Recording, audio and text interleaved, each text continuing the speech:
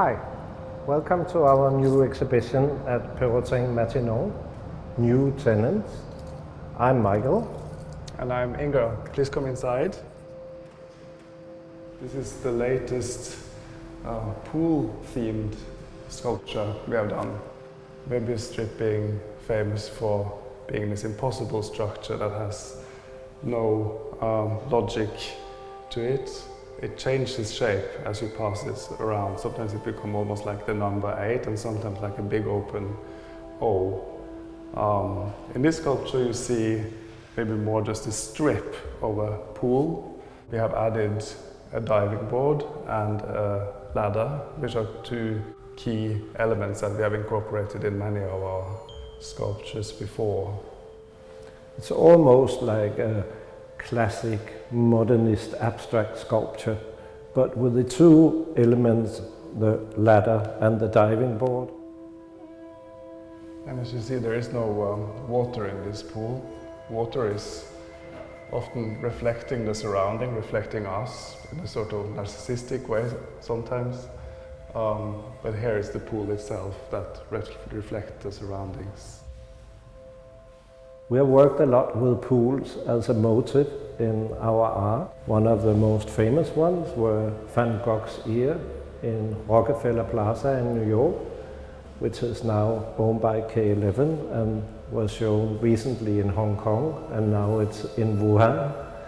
But we have made several pools, also like a zero pool in Bangkok that is permanent there.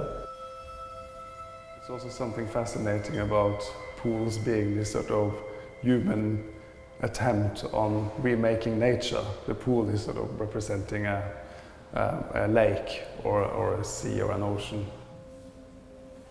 There's no water in the pool, and there's also no water in the sinks.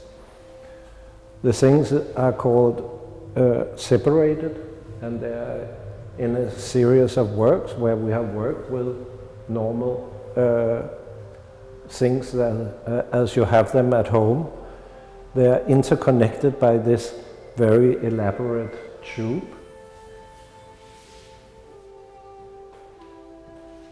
Related to the pool is also the diving board, and here we have a couple of diving boards that are hanging on the wall, so you can't use them.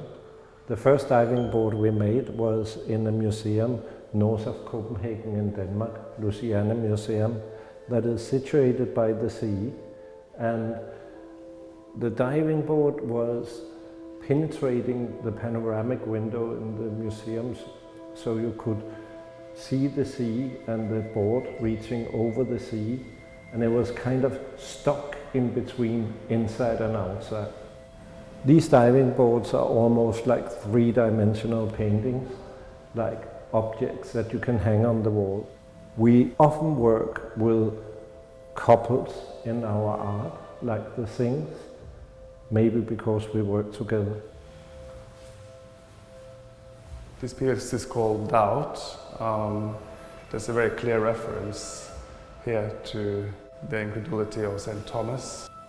But here, of course, you don't have a religious motive. It's a wall piece that references different kind of modernist artists. This piece is maybe more about other kinds of belief system, modernist ideals, or even about whether or not or how we believe in art itself.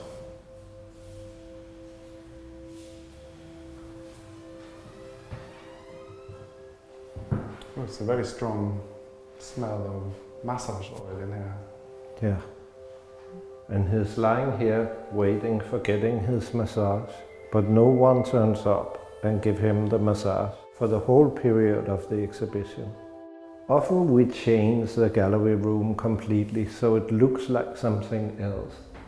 Maybe the most famous example until now we have done is Prada Marfa in the Texan desert, where we made a sculpture that looked like a forever closed Prada shop.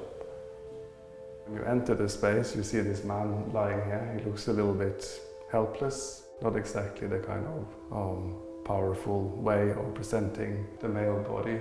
It's a rather unheroic pose he has taken, I would say. And in that sense, of course, this sculpture goes into our series of works that deal with masculinity in different ways.